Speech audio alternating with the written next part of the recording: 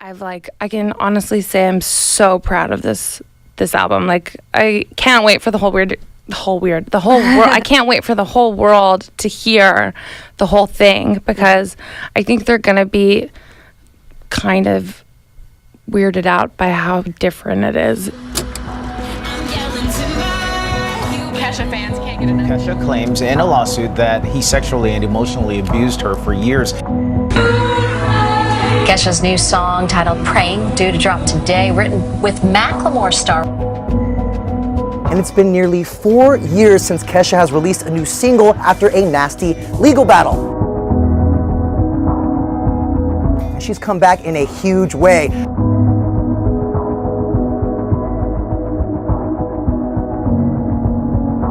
The singer has released a dramatic, eye-catching video for her new song, Praying, and announced that her new album, Rainbow, is due out August 11th. But it's also going into my psyche, so it's just kind of my mind, like, thinking all these thoughts of like, wow, I never thought things would get this dark. Mm-hmm. And they do occasionally, you know? And that's how the brain works sometimes, and it sucks, but I do, and I've been super open about it, but suffer from depression. Animals, I have a surprise for you. Your support and love and kindness has gotten me through, hands down, the hardest time of my entire life. Kesha begins the visuals with a spoken word intro contemplating her current disposition. Am I dead, or is this one of those dreams? Those horrible dreams that seem like they last forever? If I am alive, why? Why? If there is a God or whatever, something somewhere, why have I been abandoned by everyone and everything I've ever known, I've ever loved?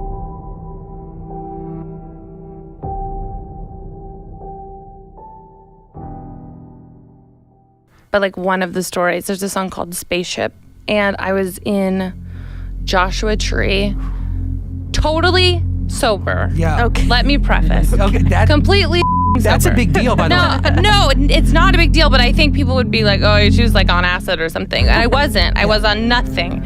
I was a totally sober Sally, just lady in the desert.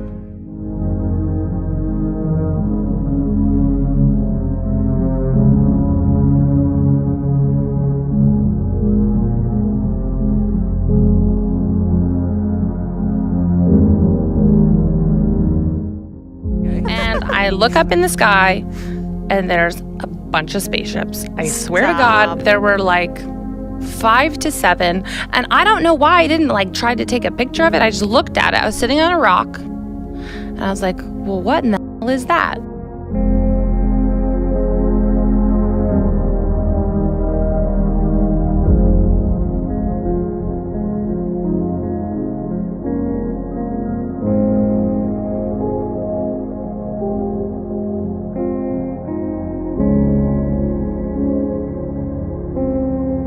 Look like little balls of fire in the sky, and it's so cliche, but I looked it up after that because I was like, is someone just messing with my head right now? I literally was there like a fake alien spaceship situation in the desert? Like, I looked up everything because I thought someone was just like, there must have been some sort of explanation.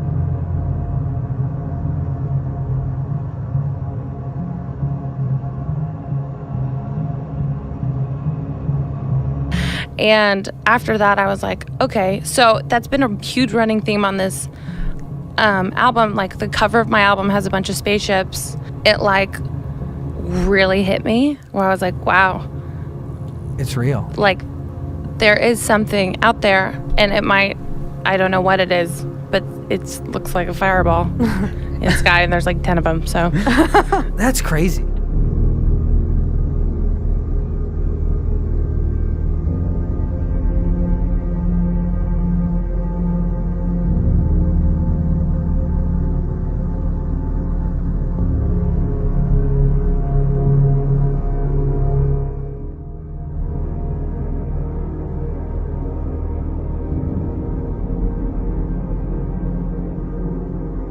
So I have empathy for people. I have empathy for people. And, I see people be mean or bullies online and stuff like that. And usually it's coming from an insecure place.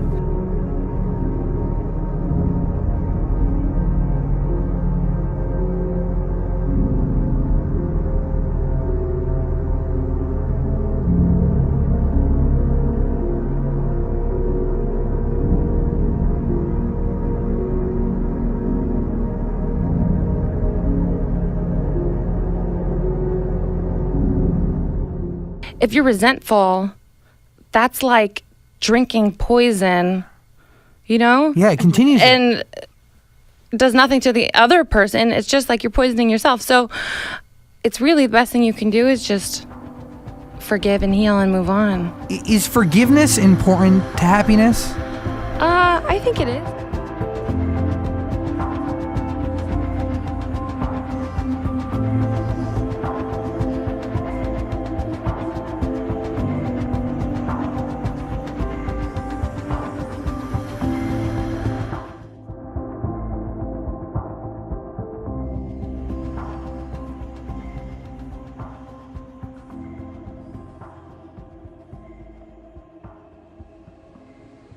It might be taking you somewhere even more magical than you could imagine. You believe in fate, and you believe that you kind of have to give up to the universe a little bit.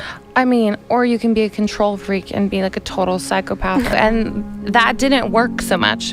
Trying to control the entire world didn't work so much. So I, at some point, had to be like, well, I can't control the entire world. So if I can't control the entire world, how about I control nothing? What if you grew up and everyone looked up to you and worshipped you? And then you make it, and you're just making a fortune. Everything's just rolling. What if your life ends at that point? Like what the Bible says, you forfeit your soul, but you gain the world?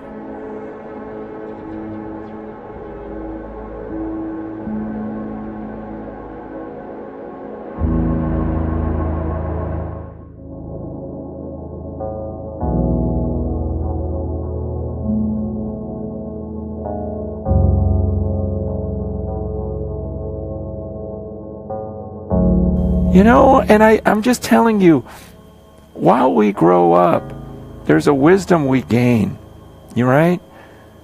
But just be careful, because there's something you can lose too. There's a humility and a simplicity. And I don't want to lose that.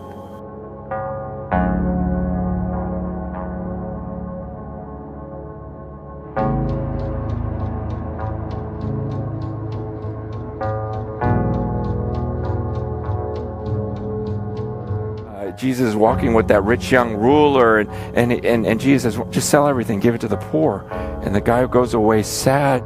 It was like Jesus just feeling sorry for the guy, like, oh, it's so hard when you have so much, because then you just feel like you don't want to give that up. It puts you at this serious spiritual disadvantage.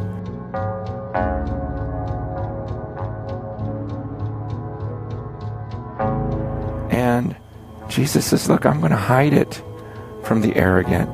He goes, in fact, I oppose the proud, and I give grace to the humble. God is so anti-pride.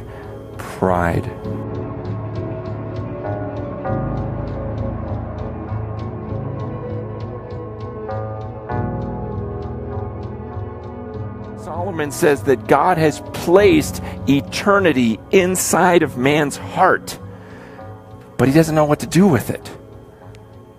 It's like God placed this understanding that this isn't it. It's not just flesh and blood.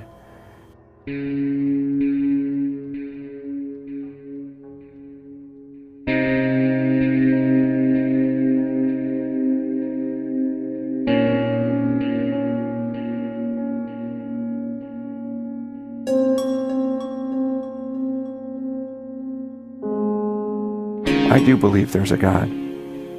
And I do believe he has every right, like my daughter said. He's the judge to punish us as severely as he sees fit. He decides what's fair, not me. And I do believe that God is also a God of mercy and love, which blows my mind to think that he wanted to show one act of love that would just surpass everything that's ever happened on this earth.